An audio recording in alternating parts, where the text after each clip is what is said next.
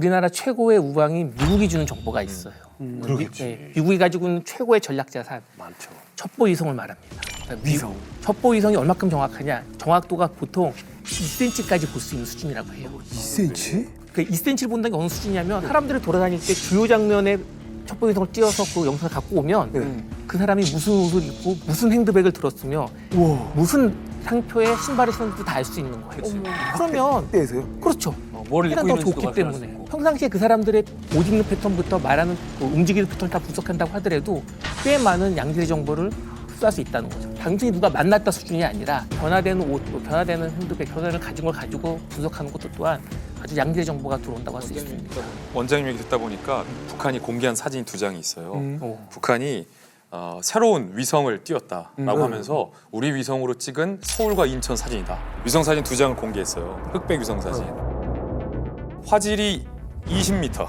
20m까지. 수준. 많은 분들이 놀라서 문의를 주셨어요. 야, 20m 상공에서 서울하고 인천 찍은 거면 잘 보이. 꽤 가깝고 야, 큰일 난 거 아니야? 라고 했는데 우리나라가 처음으로 이제 통신 위성을 띄웠을 때 예. 그때 우리가 사실 이미 20m 정도의 사진을 촬영할 수 있는 위성을 우리도 보유하고 있고 그래요? 예. 아니 이걸 걱정 안 해도 되는 게 뭐냐면 그러면 북한이 지금 정찰 위성을 새틀라이트를 띄웠냐 아니라니까요. 그 기사를 가만히 보면은 탄도미사일을 고각 발사했어요. 그러니까 올라갈 때 찍은 거예요.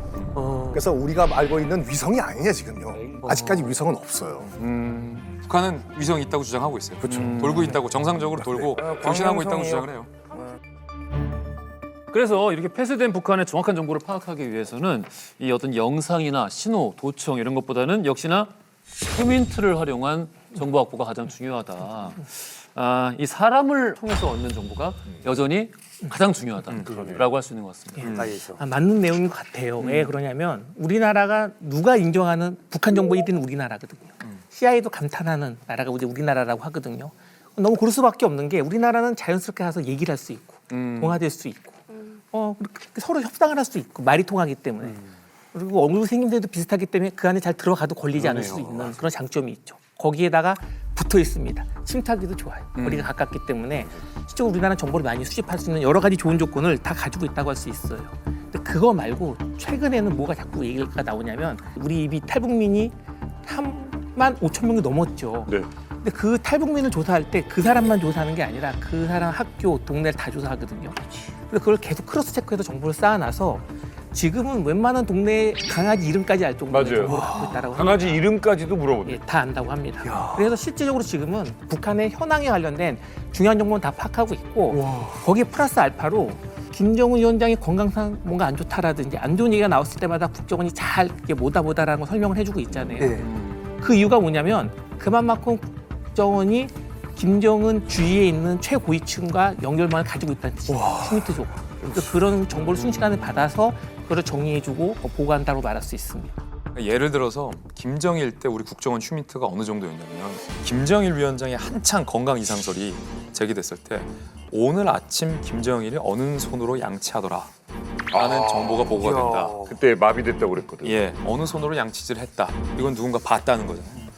그게 이런 얘기를 공통적으로 많이 했어요. 두 번째, 휴민트에게 어느 지역에 있는 흙을 가져와라 라고 하면 다음 날이 되기 전에 그 흙이 도착했다 라는 얘기를 공통적으로 많이 했어요. 그러니까 그만큼 방사능 여부까지도 알 수 있고. 그렇죠. 그러니까 그만큼 우리나라 국정원 휴민트들의 접근이 어마어마했었다라는 거죠. 근데 다 흑금성 어마어마한 휴민트 얘기가 다 그 이전 시대 얘기예요.